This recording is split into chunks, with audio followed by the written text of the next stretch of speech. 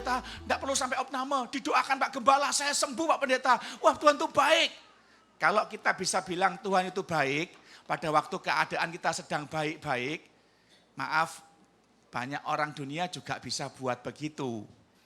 Nah sekarang ini Tuhan sedang mencari orang-orang yang mencintai Tuhan, bukan pada waktu keadaan sedang baik saja. Sengaja seringkali Tuhan mengizinkan kita mengalami keadaan-keadaan yang tidak enak untuk memberitahukan kepada kita bahwa saya ingin, kata Tuhan, dicintai dalam keadaan yang seperti itu. Yaitu keadaan di mana kita mengalami keadaan yang tidak enak. Bapak Ibu percaya bahwa kita akan mengalami mujizat? Amin. Ada dua cara bagaimana supaya kita mujizat itu bisa terjadi dalam hidup kita Bapak Ibu. Yang pertama mujizat itu terjadi apabila Tuhan mengizinkan Bapak Ibu mengalami yang namanya keterpurukan. Mengalami yang namanya jalan buntu. Tuhan mengizinkan mujizat terjadi apabila Bapak Ibu diizinkan Tuhan mengalami sakit. Dan sakitnya susah disembuhkan oleh siapapun. Nah ini bagian di mana saudara dan saya harus memahami bahwa ketika Bapak Ibu mengalami kemustahilan, entah mustahil bisa sembuh, entah mustahil bisa diberkati, entah mustahil bisa dipulihkan. Semua itu adalah cara Allah untuk menyatakan mujizatnya. Namanya juga mujizat. Definisinya sesuatu yang tidak dapat dimengerti, yang tidak dapat diprediksi oleh akal manusia. Oleh hikmat manusia, namanya juga keajaiban. Nah saya percaya Bapak Ibu kekasih, ini bagian dalam hidup kita yang sering kali menjadi romantika ya. Kita sudah ikut Tuhan, kita sudah mengasihi Tuhan. Tapi sering kali kita berkata Tuhan, kalau bisa aku waktu mengasihimu, kalau bisa saya yang sudah berkorban melayani Tuhan. Buang uang bensin, saya sudah berkorban, buang waktu, buang tenaga. Kalau bisa Tuhan, bisnis saya, usaha saya, kerjaan saya lancar. Badan saya selalu sehat, jangan sampai sakit Tuhan. Tapi seringkali dalam hidup kita mengalami keadaan yang sebaliknya. Kita mengalami keadaan yang sepertinya kita tidak suka terjadi. Kita mengalami keadaan sakit. Kita mengalami keadaan yang tidak enak. Dan sungguh saya mau tanya sama Bapak Ibu. Adakah orang-orang di sini yang suka kata mustahil dalam hidupnya? Ada? Saya senang Pak Pendeta. Saya senang kalau penyakit saya mustahil disembuhkan. Ada yang suka bilang begitu? Saya senang Pak Pendeta kalau saya mustahil bisa dapat jodoh. Ada yang begitu? Pak Pendeta, saya senang kalau saya mustahil bisa kaya. Ada yang suka bilang begitu? Tidak ada yang suka. Anda kalau tidak percaya ya, tanya sama orang di luar sana, termasuk orang-orang bule. Suka kata mustahil enggak dalam hidupmu Pak? Saya jamin, tidak ada seorang pun yang berkata, saya suka kata mustahil. Enggak ada yang bukan begitu. Ini bagian fakta nyata loh dalam hidup kita. Kita enggak suka kata mustahil, tapi seringkali Tuhan izinkan itu menimpa kita Bapak Ibu. Dan sepertinya kita itu ngalami ya, benturan sana, benturan sini. Masalah satu belum selesai, muncul masalah lain. Dan inilah pernak-pernik kehidupan kita. Mengapa Tuhan izinkan itu semua terjadi? Mengapa Tuhan izinkan kemustahilan menimpa kita? Karena yang kedua, seperti pujian kita. Lagu pertama sampai lagu terakhir.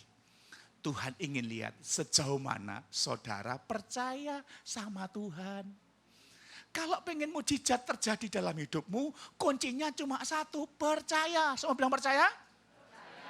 Percaya. Percaya yang bagaimana Pak Pendeta? Seperti refren pujian tadi yang terakhir. Sungguh ku percaya, bukan separuh ku percaya. Bukan gitu loh saudara. Percaya yang sungguh. Artinya bagaimana kehidupan kita menjadikan diri kita ini hidup yang sungguh-sungguh berserah penuh sama Tuhan. Nah, dua perkara ini yang harus saudara dan saya hadapi. Bahwa yang bisa mengatasi kemustahilan menjadi mujizat itu adalah percaya.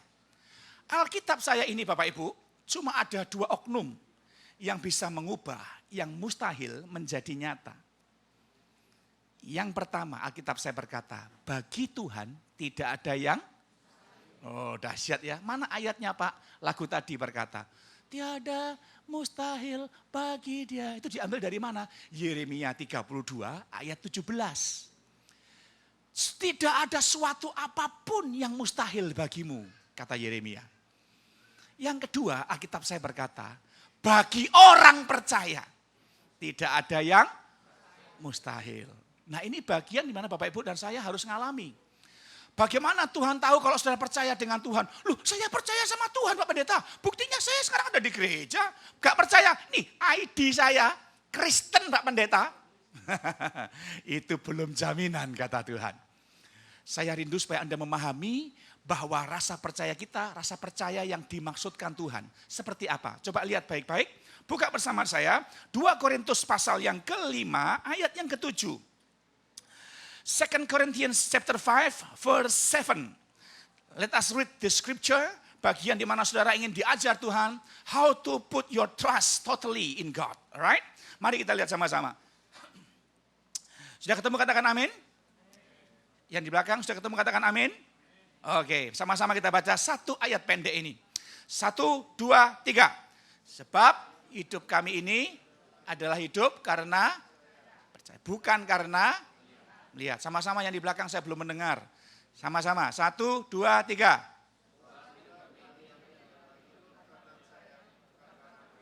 Oke, ya alat ini harus dari Ibu dan saya hafalkan ya. Gampang banget, karena kayaknya begini. Sebab hidup kami ini adalah hidup karena percaya, bukan karena melihat. Nah, Paulus menggunakan kata hidup ini Bapak Ibu, bukan sifatnya past tense. Tapi sifatnya present tense. Artinya begini, kita itu percaya sama Tuhan bukan pada waktu orang tua kita atau teman kita nginjili kita tentang Yesus. Lalu kita percaya pada waktu itu. Itu first trusting, itu rasa percaya yang pertama Bapak Ibu. Tapi waktu Paulus berkata, sebab hidupku ini adalah hidup karena percaya, dia menggunakan present tense. Maksud saya bahwa setiap saat kehidupan Paulus, dia mau belajar percaya.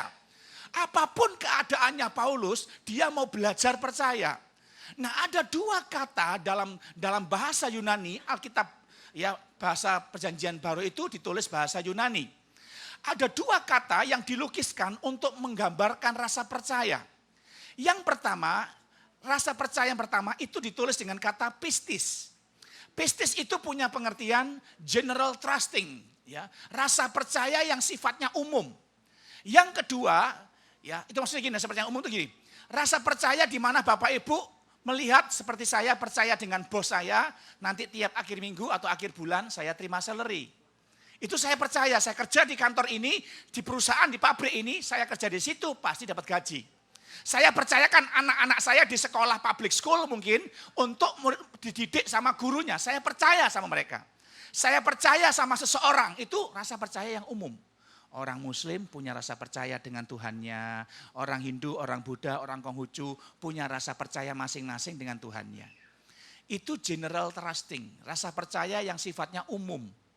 Tapi waktu Paulus menulis, sebab hidup kami ini adalah hidup karena percaya, itu dia tidak pakai kata pistis. Tapi beliau pakai kata pisteon. Pisteon itu apa Pak Pendeta? Pisteon itu begini loh.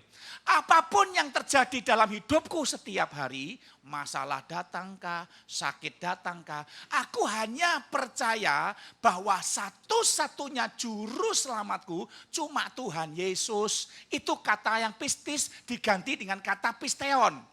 Nah kalau Bapak Ibu dengan saya sampai pada level ini, Anda akan menjadi orang Kristen yang mengalami kemenangan. Anda akan menjadi orang Kristen walaupun keadaanmu tidak enak, walaupun engkau sedang sakit, dengar baik, Anda tetap mengandalkan Tuhan dalam hidupmu. Nah ini bagian yang sedang Tuhan cari. Nah permasalahannya sekarang, dari mana Tuhan tahu kalau kamu dalam hidupmu setiap hari, kata Tuhan, aku bisa percaya, aku bisa melihat kamu percaya kepadaku. Nah ini dia nih, diizinkannya masalah menimpa Bapak Ibu. Diizinkannya kemustahilan menimpa Bapak Ibu. Supaya dari situ Tuhan pengen tahu, ayo mana pisteonnya, aku mau lihat. Dengar baik Bapak Ibu, di sekitar kita ini, ada banyak faktor yang bisa membuat kita mengandalkannya. Dan semua masalah yang di sekitar kita, itu bisa kita lihat dengan mata jasmani kita loh. Oke? Lihat baik-baik, semua persoalan di sekitar kita bisa dilihat dengan mata jasmani kita. Penyakit kita, masalah keluarga kita, masalah pekerjaan kita, apalagi masalah duit kita, semua bisa dilihat dengan mata jasmani kita. Sebagai seorang hamba Tuhan, siang ini saya menasehatkan kepada Bapak Ibu yang punya mata sehat. Dengar baik, berhati-hatilah dengan cara Anda melihat. Kalau Bapak Ibu salah melihat masalah kita bisa mengambil keputusan yang salah, yang akhirnya menyakiti hati Tuhan. Sekalipun mungkin your ID is Christian. Itu bagian di mana saudara dan saya harus sadari baik-baik. Bahwa seringkali kita ini gak pernah sadar bahwa kita ini nyakiti Tuhan. Kita gak bisa buktikan pisteon kita. Contohnya Abraham. Genesis chapter 16 berkata, bagaimana Sarah ini berkata sama Abraham, aku sudah mati haid, gak bisa punya anak lagi. Saudara lihat, tidak pernah ada wanita yang sudah menopause bisa melahirkan kembali kalau bukan keajaiban itu tidak mungkin. Karena apa? Sudah siklusnya, ovumnya, hormonnya sudah ditutup secara alami. Lalu Sarah ini lihat masalahnya Bapak Ibu. Dia bilang sama Abraham, Pak, ambillah hambaku Hagar. Supaya dia melahirkan anak menyambung keturunan kita. Karena hukum Timur Tengah, budak itu, slave itu, ya, itu tidak punya hak atas apa yang dia punya, termasuk dirinya sendiri. Jadi kalau dia diambil sama nyonyanya, mau dikawini sama suaminya, itu dia nggak bisa nolak. Ingat, zaman Abraham belum ada Taurat. Belum ada law, ya, belum ada hukum Taurat. Jadi Abraham mulai mengambil keputusan yang salah karena matanya melihat kemustahilan. Iya ya, belum pernah ada dari zaman Adam dan Hawa. Wanita yang mati haid sudah bisa punya anak, itu benda ada. Mustahil. Bahkan sampai sekarang zaman Adam Malik, zaman Adam hilang, ya, gak ada itu orang yang bisa menopause, bisa melahirkan, itu gak pernah ada saudara. Nah menarik sekali, Abraham mengambil Hagar. Akibatnya sampai sekarang sudah berabad-abad, sudah ribuan tahun, kita nanggung akibatnya orang yang hidup dengan melihat loh Bapak Ibu. Izin gereja susah di Indonesia, bom di mana-mana, ya toh? Kejadian. Masih mending kalau izin gereja susah. Gereja yang sudah ada kadang-kadang dibakar. Malah ada gereja yang dulu pernah saya diundang ke sana, saya lihat sendiri bagaimana di gereja itu, ya, bukan cuma gerejanya yang dibakar, sama gembalanya sekalian dibakar di GPPS itu Bondo. Saya diundang ke sana, saya lihat bagaimana kesaksian keluarga ini Bapak Ibu. Akibat ribuan tahun yang lalu pernah ada seorang yang pernah hidup dengan melihat. Nah kita kan juga gitu toh Bapak Ibu. Kita hidup dengan melihat bukan dengan percaya. Kita berkata, Tuhan, aku tidak punya uang nih Tuhan. Aku sudah berdoa, bahkan sudah pakai puasa. Besok waktu deadline Tuhan, untuk bayar rent ini kamar kos saya Tuhan. Saya tidak punya uang, Tuhan tolong Tuhan. Mulai rasa percayanya diuji, Tuhan tidak kunjung jawab doa kita. Tuhan uji, ayo gimana caramu ya. Tuhan tidak jawab doa kita berkata, Tuhan jangan salahkan saya ya Tuhan ya. Masalahku ini berat Tuhan. Aku tidak mungkin bisa dalam waktu beberapa jam mendapatkan uang untuk bayar kos saya. Akhirnya Bapak Ibu kita mulai pikir, di gereja siapa ya bisa saya utangin? Siapa ya bisa saya utangin? Akibatnya mujizat tidak pernah terjadi. Kenapa? Karena kita ngandalin hidup dengan melihat. Dan semua itu bisa kita andalkan loh Bapak Ibu. Dan hari ini saya mengajakkan sama Bapak Ibu kekasih, tujuan Tuhan menghantamkan kita dengan masalah, supaya dia bisa melihat sejauh mana kita percaya dan setia kepadanya. Seperti video klip yang satu ini. Coba silakan tayangkan yang at the cross.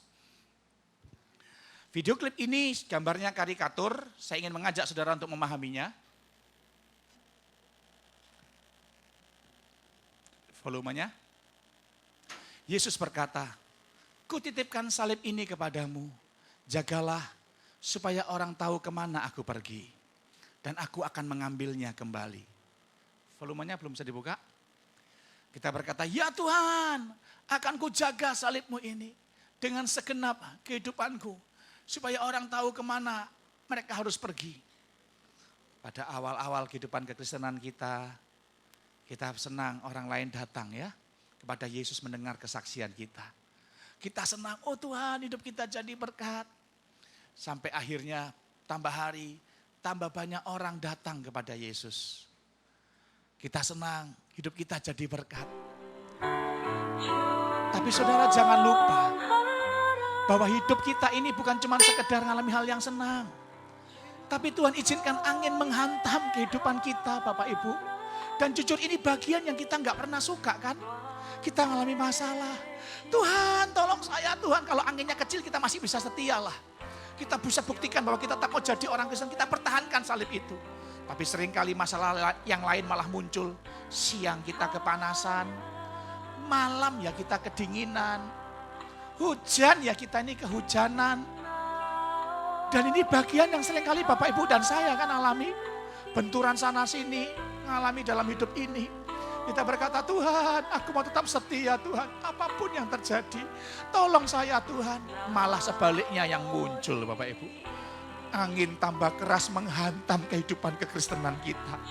Dan sepertinya kita di batas akhir kekuatan kita. Kita berkata, Tuhan, aku tidak kuat Tuhan. Tolong Tuhan, masalahku berat. Sampai akhirnya kita jatuh terkapar. Pada gambar seperti ini banyak orang murtad tinggalkan Yesus Bapak Ibu. Sampai akhirnya ada Roh Kudus yang mengingatkan kita akan pesan Tuhan ketika dia berkata, Kutitipkan salib ini kepadamu nak. Jagalah supaya orang tahu kemana aku pergi. Dan aku akan mengambilnya kembali. Pesan itulah yang membuat kita dengan sisa-sisa tenaga yang ada. Kita mulai bangkit berdiri. Sepertinya kita udah kelelahan menjalani kehidupan ini Bapak Ibu ya. Kita tetap setia pergi ke gereja cari Tuhan. Ini gambaran ketika engkau enggak punya uang. Anda rela jalan kaki bermil-mil hanya untuk mencari Tuhan. Ini gambaran ketika engkau disakiti orang, engkau tetap bisa mengampuni. Ini gambaran ketika engkau sakit, dokter sudah tidak sanggup mengatasi penyakitmu. Engkau tetap berkata, Tuhan Yesus itu baik Pak Pendeta. Ini gambar ketika engkau dalam keadaan pelayanan, sudah capek-capek melayani, sudah berkorban sana sini. Namun pelayananmu tidak dihargai, engkau tetap setia melayani. Itu makna gambar ini Bapak Ibu. Babak belur kita dibuat dalam kehidupan ini. Tapi percayalah, someday Tuhan akan datang di tengah-tengah kemuliaannya. Dia akan berseru kepada kita, anakku. Dan kita mendengar suara itu. Kita memandang kepada sumber suara itu dengan wajah haru bahagia. Ternyata kita di batas akhir zaman ini Bapak Ibu. Dan kita melihat Tuhan dalam kemuliaannya, kita berkata Tuhan. Lalu Tuhan berkata kepada kita penuh kasih, nak, kamu susah payah dengan salib itu ya nak. Sekarang semuanya sudah selesai nak. Sabaslah hai hambaku yang setia. Turutlah dalam kesukaan Tuhanmu. Waktu kita dipeluk Tuhan Bapak Ibu, salib itu lenyap. Dan dia berkata sesuatu yang kita nanti-nantikan. Dia berkata, sekarang tinggallah bersama denganku. Di rumah Bapakku bersama denganku selama-lamanya. Bukankah itu yang kita nanti-nantikan? Tinggal bersama dengan Tuhan untuk lebih meriah lagi. Lebih meriah lagi bagi Tuhan. Haleluya. Haleluya. Dan inilah pernak-pernik kehidupan kita Bapak Ibu. Saya kasih satu contoh fakta nyata ya, bagaimana Tuhan ajar kita. Lihat contoh ini, saya rasa contoh ini sangat relevan dengan kehidupan kita. Dan seringkali kita akan sama seperti contoh ini. Bagaimana kita diperhadapkan antara hidup dengan percaya atau hidup dengan melihat. Coba buka bersama dengan saya, Lukas pasal yang ke-8, ayat yang ke-43 dan 45. Lukas 8 ayat 43 sampai 45. Demikian firman Tuhan. Adalah seorang perempuan yang sudah 12 tahun menderita pendarahan dan yang tidak berhasil disembuhkan oleh siapapun. Dalam terjemahan Alkitab New King James bahasa Inggris dikatakan, she has spent of all her livelihood, but she cannot recover by any. Ya, ia telah menghabiskan semua hartanya, tapi tidak ada seorang pun yang sanggup menyembuhkannya. Ia maju mendekati Yesus dari belakang dan menjamah jumbai jubahnya. Dan seketika itu juga berhentilah pendarahannya. Lalu kata Yesus, siapa yang menjamah aku? Dan karena tidak ada yang mengakuinya, berkatalah Petrus, Guru, Orang banyak mengurumuni dan mendesak engkau. Dan seterusnya, dan seterusnya. Alright, ini kisah yang sering kali kita baca Bapak Ibu ya. Coba Anda bayangkan, Anda pada posisi wanita yang sedang sakit itu. Wanita ini orang Yahudi Bapak Ibu, rajin ibadah. Dan karena dia rajin ibadah itu, dia ngerti firman Taurat. Jadi dia ngerti sekali. Cuma anehnya Bapak Ibu, bayangkan orang yang sudah rajin beribadah sama seperti kita ya Bapak Ibu dan saya, apalagi sudah terlibat dalam pelayanan. Tadi Pak Gembala bilang pengerja di sini kalau dikumpulin semua ada 300 orang. Wah, saya percaya dari 300 orang itu pasti mungkin sama kayak wanita ini. Bagaimana dia diperhadapkan sekalipun sudah melayani, sekalipun sudah setia beribadah dan ngerti firman, bisa kena masalah. Dia sakit, mungkin Anda saat ini tidak sakit seperti wanita ini, bleeding. Tapi mungkin engkau sakit, dompetmu, keuanganmu sakit, familimu, keluargamu sakit, rumah tangga kita sakit, pekerjaan kita sakit, jiwa kita sakit, dan jujur tidak ada seorang pun juga yang suka kata sakit. Ada yang suka sakit sini angkat tangan. Ya toh enggak ada yang suka sakit, jemaat saya lucu, Pak saya suka sakit Pak. Loh kenapa suka sakit? Iya soalnya kalau saya sakit Pak Gembala datang bawa amplop, ada isinya lagi katanya. Kamu enggak normal saya bilang. Ada lagi yang aneh, Pak saya suka sakit Pak, kenapa? Iya kalau saya sakit teman-teman jemaat pada datang bawa roti Pak. Loh itu enggak normal kamu saya bilang. Pada dasarnya tidak ada seorang pun yang suka namanya sakit. Tapi walaupun kita sudah setia, ngerti firman, kita udah melayani Tuhan, Tuhan bisa mengizinkan sakit itu datang menimpa kita. Goncangan atas rumah tangga, ekonomi, pekerjaan, finansial apalagi. Dan itu semua romantika kita mengikut Tuhan Bapak Ibu. Dan bagian ini yang sering terjadi. Coba tayangkan Brian, foto Brian. Ini pernah terjadi Bapak Ibu, saya kasih contoh seperti kisah ini ya. Di Surabaya tahun lalu, tahun bulan Oktober Bapak Ibu, saya diundang khotbah di sebuah gereja di Jalan Kertajaya untuk KKR Kesembuhan Ilahi. Sebelum saya KKR, kemudian datang WL-nya bilang begini, kita akan mendengarkan kesaksian dari seorang adik yang mengalami kebaikan Tuhan. Yang berdiri maju bukan seorang adik tapi seorang wanita. Ya, dia dorong kursi roda Bapak Ibu. Di atas kursi roda itu duduk anak kecil umur 10 tahun ya. Berdiri, duduk di kursi roda lalu dibawa ke tengah-tengah mimbar sama ibunya. Lalu dikasih mikrofon. Namanya anak ini Brian, dia ini orang Manado Bapak Ibu. Cinta Tuhan, rajin sekolah minggu. Tapi duduk di kursi roda, saya pikir sakit apa anak ini. Lalu dia bilang begini Bapak Ibu. Shalom Bapak Ibu, saya akan menyaksikan cinta kasih Tuhan yang saya alami lewat pujian yang mau saya nyanyikan. Lalu dia nyanyi begini. Kau Tuhan yang pulihkanku, Kau Yesus yang sembuhkanku,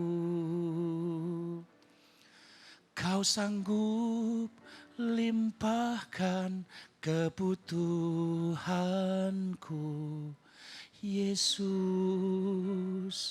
Kau baik bagiku. Saya waktu dengar lagu itu, saya bilang gini sama Tuhan, Tuhan, anak ini tidak salah milih lagu kah Tuhan? Dia masih duduk di kursi roda, tapi dia bilang, kau Tuhan yang telah pulihkanku. Pulih apanya Tuhan? Dia bilang, kau Tuhan yang sembuhkanku. Sembuh apanya Tuhan? Dia bilang, kau Tuhan yang mencukupkan semua kebutuhan. Lihat dia butuh bisa berjalan. Buktinya dia masih duduk di kursi roda. Saya tanya sama pastor di sebelah saya, pendeta. Pak, maaf Pak, dia sakit apa? Dia tunjuk foto itu Bapak Ibu. Dia tunjuk anak itu berdiri. Bapak enggak lihat kakinya ya? Coba lihat kakinya Pak. Loh, emang kenapa Pak? Mata saya enggak bisa lihat Pak. Kakinya diamputasi setengah. Di sini Bapak Ibu. Diamputasi kakinya yang kanan. Dipotong. Loh kok bisa Pak? Kenapa Pak? Dia cerita. Dia ini orang Bitung Manado. Papa mamanya itu majelis gereja di sana. Sudah melayani Tuhan, Pak, kasihan. Hanya karena enggak punya uang, anaknya kan ada bisul di kakinya. Jadi diobati biasa, dibawa ke mantri, dikasih betadin, dikira bisul biasa. Ternyata kanker, Pak. Jadi tambah lama tambah parah, dibawalah ke Manado, ke kota. Dokter Manado bilang, loh kenapa kok udah busuk gini dibawa ke sini? Ternyata kankernya sudah membusukkan mata kakinya. Loh kok bisa dibawa ke sini sudah kayak gini? Ini kanker, Bu. Oh, masa kanker kok bisa di kaki? Ya bisa, Pak. Bisa, Bu, katanya. Aduh, kami nggak bisa, coba bawa ke Surabaya aja, katanya. Susah payah cari uang, Bapak Ibu, beli tiket untuk berangkat ke Surabaya, Brian ini. Sampai di Surabaya, di Rumah Sakit Darmo, ditangani ahli kanker. Dokternya bilang gini, waduh Bu, ini kankernya sudah sangat ganas. Kalau kakinya tidak diamputasi, nanti menjalar ke sekujur badannya. Akhirnya cari biaya, saudara kena 50 juta biaya amputasinya. Angkotnya satu-satunya terpaksa dijual Bapak Ibu. Hanya untuk menanggung biayanya Brian. Sampai akhirnya dia tetap bisa bilang, Yesus kau baik bagiku.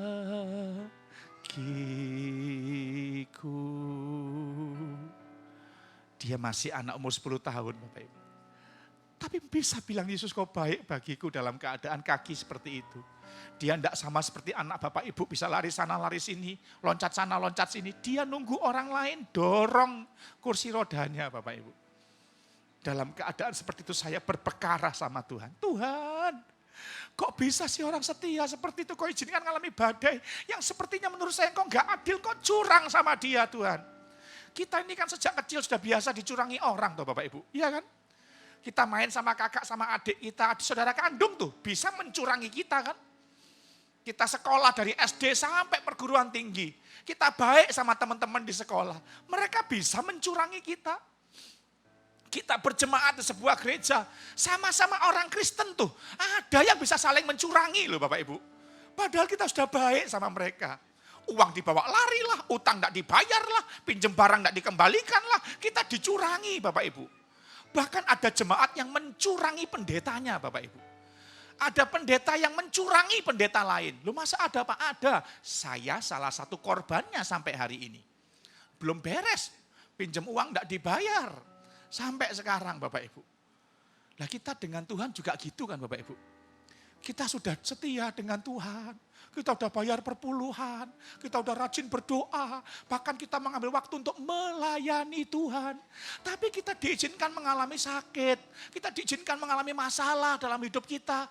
Kalau kita ini enggak hati-hati Bapak Ibu, kalau kita tidak berjaga-jaga, kita tidak waspada, kita tidak berhati-hati, waspadalah.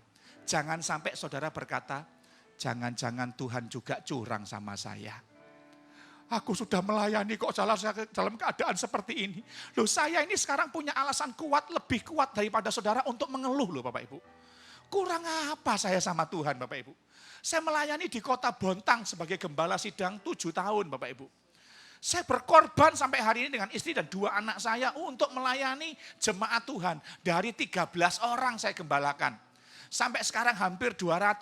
Saya terus berkorban sampai hari ini. Saya enggak ngambil perpuluhan untuk diri saya sendiri. Apalagi untuk beli obat mata saya Bapak Ibu. Saya enggak pernah. Saya berkorban sampai hari ini. Tidak ada satu gereja pun di Bontang yang berani secara rutin datengin pembicara ya sebulan 2 kali dari luar Kaltim Bapak Ibu. Itu enggak pernah ada Bapak Ibu. Kenapa? Mahal. Tapi saya melakukannya sampai hari ini. Sebulan minimal 2 kali. Saya bayarin tiketnya, saya bayarin saya tanggung semuanya Bapak Ibu. Itu jutaan rupiah loh Bapak Ibu. Saya mengerjakannya sampai hari ini. Saya berpikir Tuhan akan menyembuhkan mata saya. Namun apa yang saya terima? Saya tolong nyalakan lampunya. Sampai hari ini saya enggak punya air mata Bapak Ibu. Makanya banyak orang menyebut saya a man without tears. Pria yang tidak punya air mata itulah saya. Hari ini saya 13 tahun 7 bulan. Saya tidak bisa menangis seperti Bapak Ibu. Bapak Ibu enaknya kalau punya masalah curhat cerita sama suami, cerita sama Pak Pendeta, cerita sama teman sambil nangis. Habis nangis air mata keluar kan hatinya lega toh. Walaupun mungkin masalah belum selesai, tapi minimal dengan menangis Anda bisa menumpahkan perasaanmu. Saya ini tidak bisa nangis Bapak Ibu. Kalau saya paksa nangis, ini kelenjar air mata kiri, kanan, atas, dan bawah, itu seperti diperas, nggak keluar airnya, nyeri Bapak Ibu. Karena sudah rusak di dalam ini. Daripada saya kesakitan, lebih baik saya nggak usah nangis. Dan itu jujur secara ilmu kejiwaan, tingkat depresi saya jauh lebih tinggi dari Bapak Ibu. Tingkat stres saya jauh lebih tinggi dari Bapak Ibu. Tapi puji Tuhan kalau sampai hari ini saya bisa kuat menghadapi masalah dalam pekerjaan, pelayanan, dan tantangan. Itu karena tangan Tuhan yang menguatkan saya untuk menghadapi semua. Itu tangan Tuhan Bapak Ibu, bukan saya. Saya berkata Tuhan, saya nggak stres, saya sudah bersyukur saya di Tuhan. Tantangan di pelayanan dalam kehidupan saya hadapi semuanya. Kalau cuma sekedar tidak punya air mata sih tidak masalah Bapak Ibu ya. Tapi dampak di tidak punya air mata itu yang berat sekali. Saya harus mengganti air mata saya dengan ini Bapak Ibu. Ini nggak ada di Surabaya botol obat mata air mata buatan ini. Dari produk Allergan buatan Amerika, ini yang paling keras Bapak Ibu. Ini extra strength. Bayangin saya mesti beli dari Amerika obat mata ini untuk kirim ke Bontang. Duit dari mana? Jemaat saya itu jemaat kecil Bapak Ibu. Saya enggak punya akses untuk bisa beli ini. Satu botol ini 30 ml, ini yang jumbo size. Ini hanya untuk 3 hari. Kalau saya baca main komputer, enggak sampai 3 hari sudah habis. Tetes mata itu terus Bapak Ibu. Tiap at least 10 atau 15 menit sekali, seperti sekarang udah mulai kering. Saya harus tetes mata seperti ini Bapak Ibu. Kalau enggak ditetesin, bola mata saya enggak bisa bergerak. Terus kornea mata saya makin keruh, blur. Saya enggak bisa lihat, saya kalau enggak pakai ini, saya persis kayak orang buta Bapak Ibu. Enggak bisa jalan.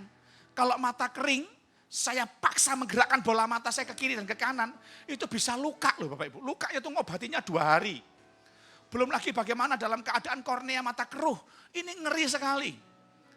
Saya berkata sama Tuhan, Tuhan tolong saya. Sampai sekarang saya kalau tutup mata lebih dari 20 menit, saya tidak bisa buka kelopak mata saya Bapak Ibu, lengket seperti ini. Dibuka pakai tenaga otot mata, tidak kuat saudara. Karena lengket sekali. Kayak tadi malam saya berangkat dari New Hampshire, saya berangkat jam 10 di mobil ketiduran, ya lengket mata saya. Bukanya pakai tangan begini Bapak Ibu. Tidak boleh terlalu cepat. Kalau terlalu cepat juga segini ya bisa sobek perih di sini saudara. Belum lagi kalau istri saya berkata, kok bulu matanya udah mulai panjang. Waduh saya sport jantung trauma terbayang. Itu berarti saya harus segera pergi ke dokter mata untuk cabut bulu mata yang panjang-panjang tersebut. Karena kalau tidak dicabut bisa nusuk kornea mata saya dan kornea bisa rusak Bapak Ibu. Saya harus pergi ke dokter mata. Kalau saya buka ruang praktek dokter matanya pakai kacamata, saya shock Bapak Ibu. Kenapa pinsetnya itu bisa kena 2 helai dicabut bareng saudara. Itu sakitnya sampai ke ubun-ubun saudara. Enggak percaya mari sini saya coba. Ada yang berani sini saya coba. Suwakit Bapak, bukan sakit lagi, suwakit kata orang Jawa bilang. Sakit sekali, very hurt ya. Dan itu saya harus mengalami 4 sampai 5 bulan sekali. Dan yang paling buruk lagi Bapak Ibu. Bapak Ibu kalau bangun tidur kan enak langsung melek mata, pergi ke kamar mandi. Saya enggak bisa. Saya harus netesin mata saya bertetes-tetes dengan obat mata ini. Dibersihkan tisu lagi, tetesin lagi, bersihkan tisu lagi, tetesin lagi, baru saya bisa pergi ke kamar mandi. Makanya cepat habis. 1 bulan itu saya butuh 3 juta rupiah buat beli air mata ini dari Amerika. Anda kalau punya air mata itu sudahlah mengucap syukur. Anda hemat 1 bulan 3 juta Bapak Ibu. Itu ada ibu-ibu yang nangisnya sembarangan. Aduh, enggak penting nangis, tersinggung sedikit nangis. Nanti enggak ada berkat sedikit nangis. Air matamu mahal. Ingat air mata, ingat Samuel Irwan Bapak Ibu ya. Mulai sekarang nangislah yang penting-penting. Kalau enggak penting enggak usah nangis saudara. Apa tuh Pak nangis yang penting Pak? Nangis buat jiwa-jiwa itu loh. Itu jauh lebih penting. Nangis buat pekerjaan Tuhan itu jauh lebih penting. Kalau tersinggung nangis, beras habis nangis. Aduh, enggak dapat green card nangis. Aduh sayang Bapak Ibu ya. Saya ingin Anda belajar sungguh-sungguh dengan Tuhan. Dan akibat yang terburuk dari mata saya enggak bisa melihat dengan jelas lebih dari 1 meter. Jadi lebih dari 1 meter saya lihat tapi tidak jelas. Karena kornea mata saya sangat keruh. Saya seperti wanita ini. Saya sudah melayani Tuhan. Saya ngerti firman. Tapi kok saya diizinkan mengalami keadaan sakit seperti ini. Sama seperti Brian. Bahkan Brian lebih parah lagi Bapak Ibu. Februari yang lalu mamanya telepon saya, Pak Pak tolong doakan Pak anak saya Pak masuk ICU, masuk emergency. Masuk kamar unit gawat darurat Pak, tolong Pak, doakan Pak. Kenapa Bu? Ternyata waktu kakinya diamputasi, sudah terlambat Pak. Kankernya sudah sempat menjalar ke tubuhnya. Sekarang perutnya penuh dengan cairan Pak. Udah ada benjolan sana sini. Dan paru-parunya penuh dengan cairan. Brian tidak bisa diobatin Pak, dia dikasih infus, kesakitan Pak. Mama jangan dikasih infus Pak, sakit badanku semua, Ma. Ini mahal juga, Ma. Gak usah, aku bisa tahan kok Ma, katanya. Kasihan Bapak Ibu.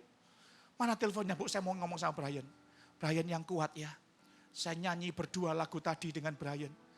Kau Tuhan yang pulihkanku. Kau Yesus yang sembuhkanku. Kau sanggup limpahkan kebutuhanku. Yesus, Kau baik bagiku.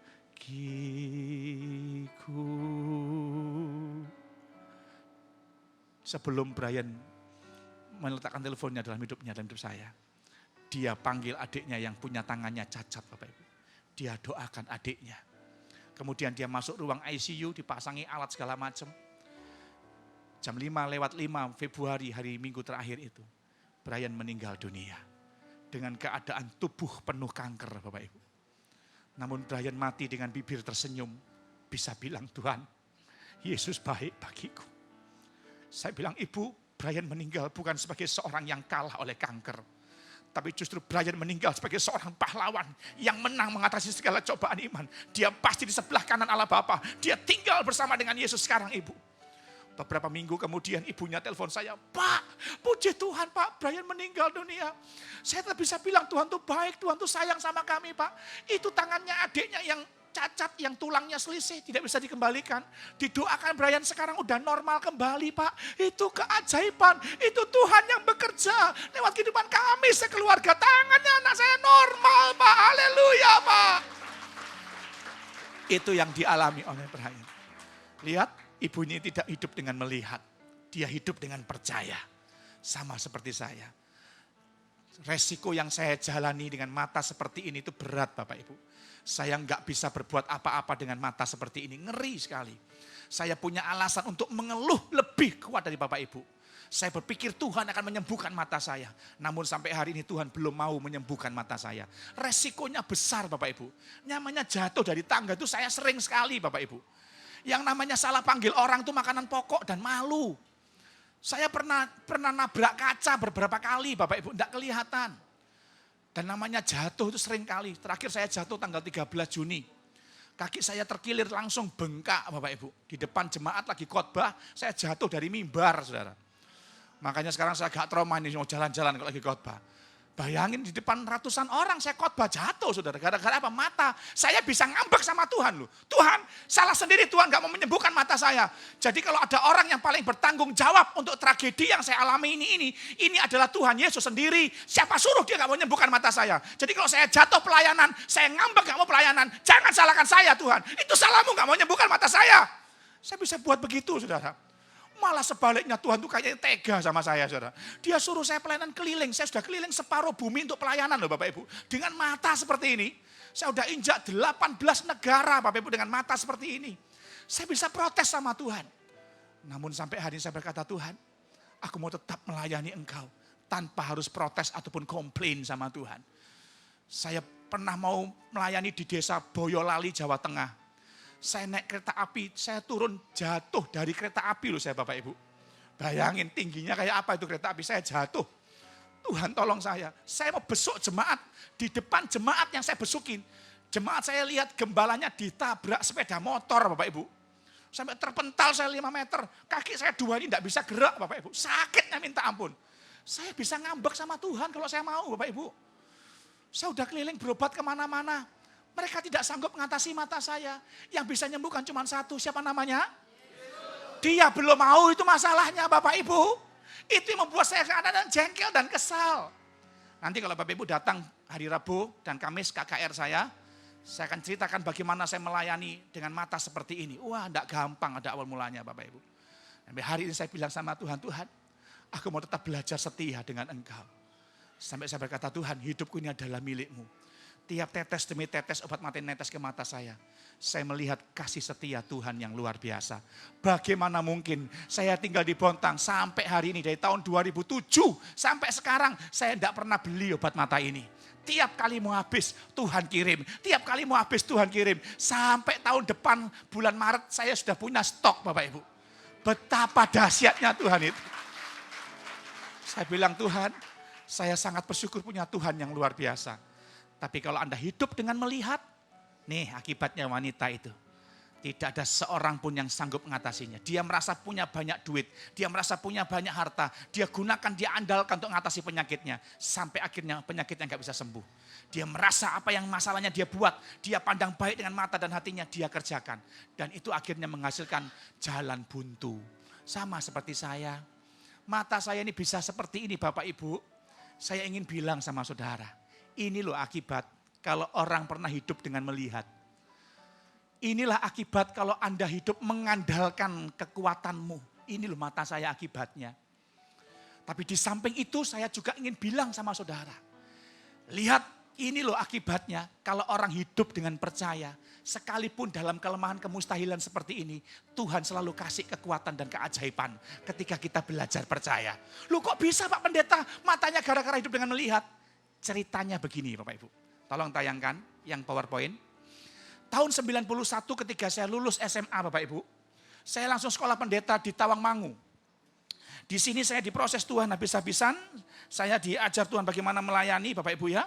Sampai akhirnya saya berkata Tuhan demi melayani saya mau bernasar. Saya mau sepenuh waktu melayani Tuhan. Singkat cerita sampai saya lulus ada yang membiayai sekolah saya Bapak Ibu. Dan karena itu membuat saya menjadi makin cinta Tuhan.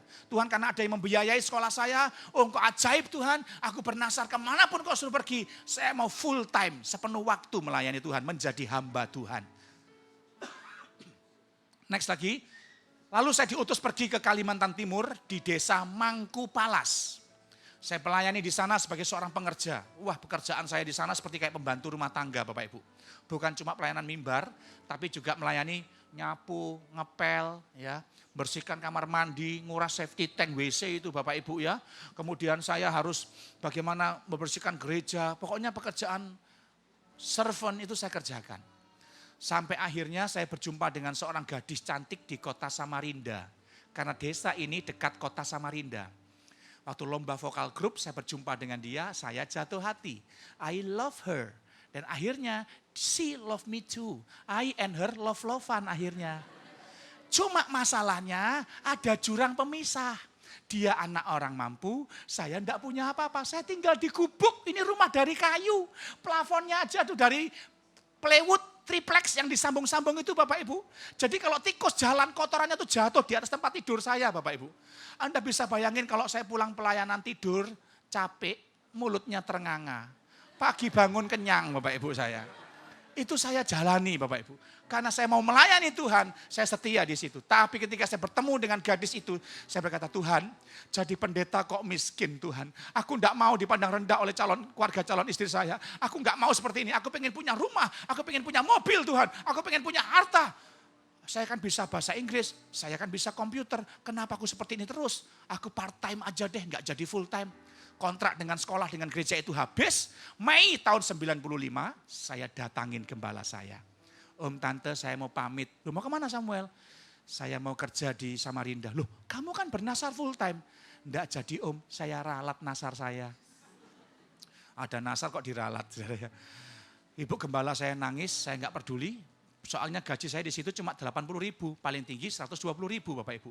Akhirnya saya pergi meninggalkan Mangkupalas Bapak Ibu. Ya next lagi. Saya kerja di kantor ini Bapak Ibu sebagai kepala produksi. Dan singkat cerita gaji naik, fasilitas naik. Akhirnya saya bisa ngontrak rent a house. Ya, kemudian saya isi lengkap perabotannya. Kemudian saya punya cukup tabungan untuk biaya menikah. Next lagi saya datangkan kedua orang tua saya dari Surabaya untuk melamar si jantung hati saya. Next lagi lihat akhirnya saya bisa menikah saudara. Wah senyumnya menawan kayak Ari Wibowo. Luar biasa saudara ya. Saya bisa menikah, saya merasa saya hebat. Teman-teman saya pada tegur saya, "Hei Samuel, balik pelayanan, kamu dicari Tuhan." "Oh enggak, lihat buktinya aku berhasil kok sekarang, aku punya ini, punya itu, aku diberkati. Yang penting kan saya bayar perpuluhan, yang penting kan saya rajin ke gereja hari Minggu. Tapi untuk melayani nantilah kalau ada yang ngundang." Pelayanan bukan nomor 2. Jika perlu nomor 100. Yang nomor 1 cari uang, saudara. Saya mengandalkan kekuatan saya untuk cari uang.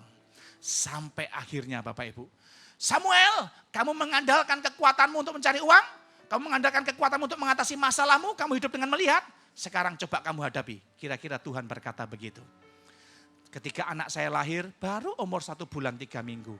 Tiba-tiba tanggal 2 Januari tahun 98, badan saya demam, tenggorokan sakit, mata merah. Saya pergi ke dokter mata tanggal 2 Januari malam. Dokter mata berkata, "Loh badanmu kok demam?" Saya dikasih obat penurun demam namanya paracetamol. Singkat cerita saya minum obatnya 4 kali minum sampai tanggal 3 sore. Demam saya enggak kunjung turun. Saya pergi lagi ke dokter umum. Dokter umum lihat ada bintik-bintik merah di tangan dan di dada saya, ya merah-merah begitu. Dokternya berkata, "Kamu kena infeksi virus." Dikasih obat pembunuh virus namanya Soter yang dosisnya 400 mg. Akhirnya Bapak Ibu saya dikasih lagi obat penurun demam namanya Pamol. Saya tidak bilang sama dokter ini kalau dari dokter mata saya dikasih paracetamol. Itu sama-sama obat penghilang demam. Akhirnya Bapak Ibu saya dikasih lagi antibiotik Cefradoxil. Di apotek, di farmasi saya masih beli lagi itu obat biogesik Decolgen yang juga mengandung paracetamol. Saya tidak tahu Bapak Ibu. Pikir saya apa yang saya pandang baik oleh mata dan hati saya, ya saya beli karena saya pengen cepat sembuh, biar cepat cari uang lagi. Saudara. Saya beli lagi itu Decolgen, ya biogesik, Laserin, Bisolvon, obat batuk, lalu antibiotik Dumoxiklin, saya beli apa yang bisa saya beli. Di rumah obat-obatan itu begitu banyak di meja saya. Obat dokter mata saya minum, obat bebas saya minum, obat dokter umum saya minum. Dalam waktu 4 kali minum, tanggal 4 Januari sore tahun 98, tiba-tiba yang bintik-bintik merah itu di dada di tangan saya itu melepuh. Seperti orang luka bakar itu Bapak Ibu ya. Dari sekujur badan saya itu dari dada, tangan, naik ke punggung, leher, sampai ke wajah saya itu melepuh semua. Jadinya seperti ini, next. Nah ini dia Bapak Ibu ya. Hangus semua sekujur badan, bibir, rongga mulut, kerongkongan, semuanya melepuh. Telinga melepuh. Next lagi, dalam hitungan jam tambah lama tambah hangus Bapak Ibu. Hangus semua. Istri saya waktu masuk kamar dia kaget lihat saya hangus, saya dilarikan pergi ke unit gawat darurat di Samarinda. Yang terima dokter umum tadi. "Loh ini kenapa kok bisa gosong gini? Ini kenapa nih? Kena santet ya ini ya," katanya. Akhirnya dipanggilkan dokter spesialis kulit. Dari dia diketahui bahwa saya kena penyakit langka yang namanya Stephen Johnson Syndrome. Akhirnya tanggal 6 Januari Bapak Ibu, saya dinyatakan pasien pertama yang kena penyakit ini. Malamnya mata saya buta total, enggak bisa lihat. Saking suhu badannya naik sampai 43 derajat Celcius Bapak Ibu. Panas sekali, kalau saya menggigil itu ranjang sampai kayak gempa bumi Bapak Ibu ya. Karena gemetar saking menggigilnya. Suhu badannya tinggi sekali, sudah ngomongnya sudah melantur sana kemari, saking tingginya suhu badan itu. Akhirnya mata saya buta total, mata itu dibuka, hitam-hitamnya korneanya ini enggak ada, saudara. Hitam semua, putih semua. Sampai saya waktu tahu saya buta, saya shock, saya histeris. Saya merasa pekerjaan saya, impian saya hancur Bapak Ibu. Saya maki-maki susternya, "Suster, kamu bikin mataku buta ya, kamu kasih obat apa mata saya? Aku enggak mau buta, mana mataku, mana mataku, aku punya istri, punya anak loh, aku enggak mau buta, mana mataku." Saya ngamuk Bapak Ibu. Wah saya histeris, saya depresi. Istri saya di sebelah, saya bilang, "Kok sabar kok ya, sabar kok ya." Saya bayangkan sebagai seorang pria yang tidak punya arti apa-apa. Apa yang bisa dibuat oleh seorang pria buta Bapak Ibu. Saya membayangkan saya akan dipecat, tidak bisa punya penghasilan. Tuhan di sorga mungkin berkata, "Kamu hidup dengan melihat. Sekarang bagaimana kalau penglihatanmu diganggu? Bisa kamu hidup dengan melihat lagi?" Dalam keadaan seperti itu saya dibawa pergi ke Surabaya. Next lagi lihat, dalam keadaan tambah lama tambah hangus seperti ini. Next lagi, ini kulit pipinya cuil semua Bapak Ibu, karena saking panasnya suhu badan dan kulitnya meleleh. Next lagi, tambah lama tambah hangus. Next lagi lihat, saya diberangkatkan pergi ke Surabaya. Lanjut next. Ini rumah sakit Adi Husada Surabaya. Dalam perjalanan menuju ke rumah sakit ini, karena airportnya di kota Balikpapan Bapak Ibu, saya nggak bisa jalan karena lumpuh kaki saya. 80% tubuh saya hangus, kecuali paha dan betis. Yang lainnya melepuh semua. Menarik sekali ketika saya mau naik pesawat, yang nganterin kan pendeta saya. Dia tidak kuat gendong, dia panggil porter untuk gendong saya naik. Porternya tidak tahu kalau tubuh saya ini melepuh. Jadi tangan kirinya di kaki saya, tangan kanannya di punggung saya. Saya diangkat dari kursi roda Bapak Ibu. Itu tangannya kena punggung saya, kulitnya sobek dari bawah sampai ke atas. Waktu saya ditarik ke atas tuh Bapak Ibu. Saya teriak itu, waduh! Dia kaget dengar saya teriak, saya dilepaskan di kursi roda. Saudara. Ini kan melepuh semua belakang saya ini, pecah semua dan baunya amis sekali saudara. Itu kulit itu panasnya minta ampun seperti dicabik kulitnya seperti ini.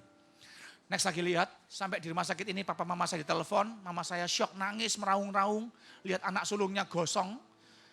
Next lagi, kemudian dokter ini ahli penyakit dalam, dia dipanggil untuk nangani penyakit saya. Pertama kali beliau lihat saya, beliau terkejut. Loh, lah kok udah kayak gini baru dibawa ke sini.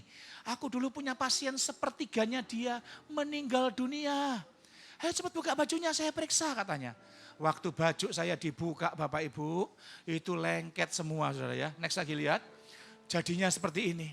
Ini yang sobek di airport, itu daging saya yang kelihatan, itu merah-merah darah yang keluar dari punggung saya. Pedihnya minta ampun. Dokter spesialis kulit dipanggil untuk nanganin saya. Next, saya dikasih dariantul Bapak Ibu. Kemudian next lagi, disalepin sekujur badan. Ya, salepnya ini pedihnya minta ampun Bapak Ibu. Next lagi, kemudian dibungkus perban. Dan ini perbannya besok pagi disuruh buka. Setiap hari digituin Bapak Ibu. Betapa perihnya, kulit masih kelihatan dagingnya di perban. Sakitnya minta ampun saudara. Dalam keadaan seperti itu kekuatan saya, upaya saya udah gak bisa buat apa-apa. Rongga mulut, kerongkongan, usus, liver, ginjal saya, lambung saya waktu itu rusak semua. Dokter penyakit dalam berkata umurnya tinggal 3 minggu. Kemungkinan sembuh cuma 1%. Mana istrinya suruh datang. Istri saya susah payah dari Samarinda disuruh berangkat ke Surabaya. Next lagi lihat, saya kok duduk seperti ini disuruh berdiri, itu kulit dan darah nempel semua diseprai dari belakang saya. Dokter urologi berkata saya nggak bisa punya anak kedua karena selain melepuh, kelenjar spermatozoanya juga sudah rusak. Saudara. Next lagi lihat, istri saya datang, dia menangis melihat suaminya hangus. Dia kasihan melihat saya Bapak Ibu, saya lebih hangus daripada waktu saya meninggalkan dia berangkat ke Surabaya. Dan akhirnya dia bertanya sama saya, kok kamu ini ada apa sama Tuhan kok sampai kayak gini kok. Baru saya ngaku, aku punya nasar. Nasar apa kok? Aku punya nasar mau melayani Tuhan sepenuh waktu, tapi karena aku pengen kaya aku lari. Loh kamu kok enggak bilang menjadi pendeta sepenuh waktu? Aku takut kamu enggak mau. Aduh kok, aku siap jadi istri pendeta kok. Ayo kok cepat balik sama Tuhan kok. Dokter sudah enggak bisa ngatasi kamu loh kok. Ayo kita sembahyang kok. Saya diajak berdoa saudara. Saya minta ampun, saya panggil pendeta, saya mendoakan saya. Saya bertobat waktu Tuhan, aku janji kalau aku sembuh akan kembali melayani. Di sini Tuhan ajar saya untuk hidup dengan percaya, bukan dengan melihat. Uang yang saya kumpulkan habis Bapak Ibu. Pas Krismon lagi waktu itu. Mahal-mahalnya semua naik, semuanya habis Bapak Ibu. Dalam keadaan seperti ini istri, mama dan tante mereka merendahkan diri doa puasa bersama mereka Bapak Ibu. Minta belas kasihan Tuhan. Next lagi lihat. Tuhan masih nguji sejauh mana saya percaya. Next lagi, Tuhan izinkan bagaimana keadaan bertambah makin parah Bapak Ibu. Next lagi lihat, ya 20 kuku saya copot satu-satu Bapak Ibu. Sampai nanah sama darahnya itu kelihatan semua di 20 nails of my fingers. Semuanya sakit. Dalam keadaan kuku terkelupas itu pedihnya minta ampun saudara. Dari telapak tangan saya ini menggelembung isinya air sama nanah digunting sama suster Bapak Ibu. Dari puting saya keluar air darah, telinga, rongga ini hidung, kemudian di sudut mata ini mengalir darah saudara. Itu darahnya kalau sudah kena udara di hidung, diambil pakai pinset, ngalir lagi dan pedihnya minta ampun saudara. Kemudian dari batok kepala saya melepuh, menggelupas semuanya. Dalam keadaan seperti itu saya berseru sama Tuhan, Tuhan beri aku kesempatan sekali lagi. Terimalah tubuhku yang busuk ini Tuhan. Ampuni saya, aku janji kalau sembuh akan kembali melayani Engkau. Akhirnya terus saya mengalami perjumpaan dengan Tuhan dalam keadaan saya sakit. Di sini saya mau belajar untuk pisteon dengan Tuhan, bukan pistis. Saya belajar percaya hanya satu-satunya Tuhan Yesus yang sanggup sembuhkan saya. Semua orang besok lihat saya bilang pasti mati itu. Kasihan anaknya masih kecil, kasihan istrinya masih muda, sudah ditinggal mati cantik sama suaminya. Dalam keadaan seperti itu Bapak Ibu, saya tetap terus cari Tuhan. Saya belajar menguatkan percaya saya dengan Tuhan. Sampai akhirnya, next lagi lihat. Tanggal 24 Januari, tanggal di mana seharusnya saya mati. Suster memandang ke kamera dengan senyum, ada peristiwa yang terjadi sebelum ini. Ketika suster merawat perban saya berkata, "Suster, aku di rumah sakit Adi Husada Kapasari Surabaya ya." "Loh kamu kok tahu?" katanya. Di telapak tangan kanan itu disprei, ada tulisannya Bapak Ibu. Saya bilang, "Ini ada tulisannya suster." "Loh coba dibaca," katanya.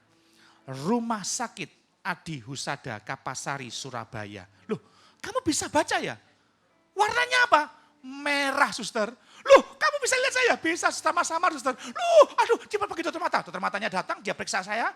Pada waktu itu sampai hari ini waktu mata dibuka, item-itemnya muncul sendiri. Dan saya bisa melihat sampai hari ini. Betapa dahsyatnya, tanpa operasi. Saya divonis buta selamanya loh padahal Bapak Ibu. Tuhan buat keajaiban, saya bisa melihat. "Loh kok bisa ya, padahal cuma saya kasih sendositrol, kok bisa lihat anak ini ya," katanya. Next lagi lihat, kemudian dokter kulitnya pun dibuat heran. Kemarin saya masih teriak-teriak kesakitan karena perban dibukain kan lengket dengan dagingnya. Tapi tanggal 24 itu kering total tanpa antibiotik Bapak Ibu. Dokternya bilang berbulan-bulan bisa kering karena nggak pakai antibiotik. Karena sampai sekarang kalau saya sakit tidak boleh minum antibiotik. Sampai sekarang. Dan paracetamol saya juga nggak boleh minum. Tapi waktu itu Tuhan buat keajaiban. Kulit saya kering total. Dokternya berkata, "Samuel, saya butuh waktu 2 tahun untuk menghilangkan bercak-bercak itunya. Kamu rawat jalan sama saya 2 tahun maksimal." Saya pulang ke Samarinda bulan April tahun 98. 5 bulan saja Bapak Ibu. Saya nggak rawat jalan. Saya cuma berserah dan melayani Tuhan. Duduk di kaki Tuhan. Tuhan sembuhkan semua kulit saya. Tidak ada bekas sedikit pun. Dengan ajaib, tanpa obat apapun sampai hari ini Bapak Ibu. Luar biasa, kuku saya tumbuh dengan ajaib. Ya walaupun tidak bisa panjang, tidak apa-apa, tapi sudah tumbuh kukunya. Kemudian yang luar biasa bagi Bapak Ibu, dokter penyakit dalamnya pun, dokter internisnya ya, dibuat Tuhan heran. Lambung, liver, ginjal saya semuanya baik. Dan saking senangnya dia, saya dibawa pergi ke gereja Betani Manyar Surabaya bersaksi pada tanggal 28 Januari waktu itu. Betapa ajaibnya Tuhan. Dia menyatakan kuasanya buat kehidupan saya sampai hari ini. Inilah akibat kalau kita hidup dengan percaya. Semua yang tidak mungkin kau bisa dapatkan, biarkan Tuhan yang memberikannya pada saudara. Dengan rasa percaya kita kepadanya. Istri saya pun diproses Tuhan Bapak Ibu. Coba siapkan Erna testimoni.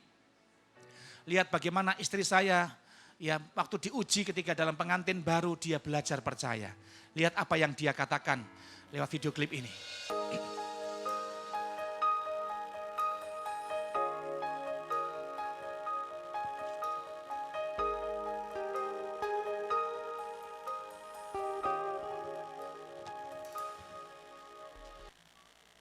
Saya mau menyaksikan bagaimana indahnya berjalan bersama Yesus.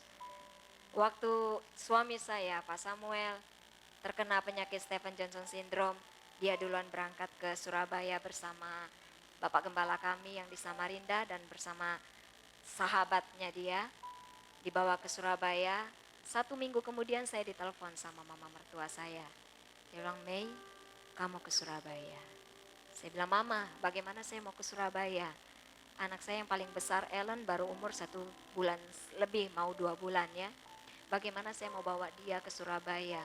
Dia masih kecil dan pesawat sangat susah sekali untuk membawa anak yang umur masih 2 bulan, saya bilang. Terus mama bilang, "Pokoknya mama enggak tahu bagaimana caramu, kamu datang bawa anakmu." Dia bilang begitu. Lantas saya urus semua administrasi, urus proses untuk anak saya berangkat.